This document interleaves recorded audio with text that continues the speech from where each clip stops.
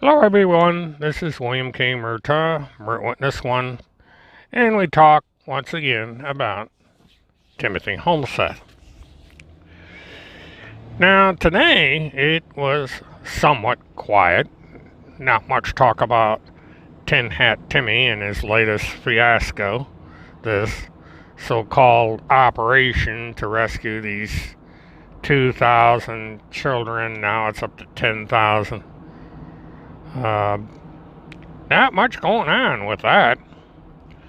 Um, Other than I did come across a few uh, list postings last night on Twitter, it seems that someone is going to be making some phone calls Monday. And I have a feeling I know to who. But, like the rest of us, I'm going to wait until Monday to see what comes about. Now, we're about to come up on another milestone in a few days. This is the 20th of October. And a few days from now is going to be right around 60 days that Timothy Charles Holmseth has been a fugitive from justice. And it would appear that Timothy has gotten away with this little stunt. Now, doing the bench warrant thing where people skip out on bench warrants is nothing new. I knew a guy down here in Florida who had a traffic accident, got a ticket as a result of it, and had a bench warrant issued out of the state of Colorado. And since he no longer goes anywhere near the state of Colorado, his chances of getting arrested because of that particular situation is nil. And as time passes on, these things tend to be forgotten about. And this seems to be the case with Mr. Holmseth. There's been no effort to get him out of that house. And so he's basically safe in his gilded cage, at least for now.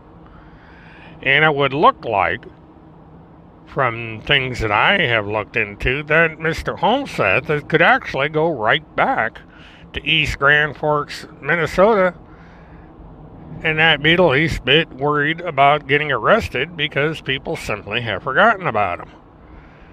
And as seems to be the case, law enforcement is rather lax when it comes to checking for bench warrants.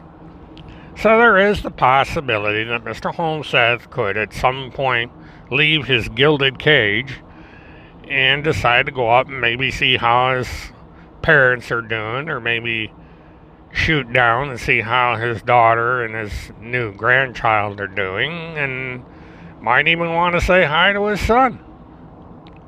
Who knows? I would hope that Timothy would want to see his family and see how things are going. As time goes on, people might forget about him. Hard to say, I don't know how it would be possible to forget about the almighty Tim Holmseth, but stranger things have happened in this situation. So, Timothy can rest assured that he's probably going to be living in a lack of luxury. He's going to be eating his cheesecake and watching his big screen TV, which I understand grew by 5 inches recently. It's no longer a 60-inch, now it's a 65-inch, so they must be feeding the TV set cheesecake. And since he's so close to Minneapolis, St. Paul, he might be getting a pretty good lineup of programming. I don't know if Field McConnell has cable, but I suppose if he's got internet, he has to have cable. Of course, I already know the answer to that, but that's beside the point.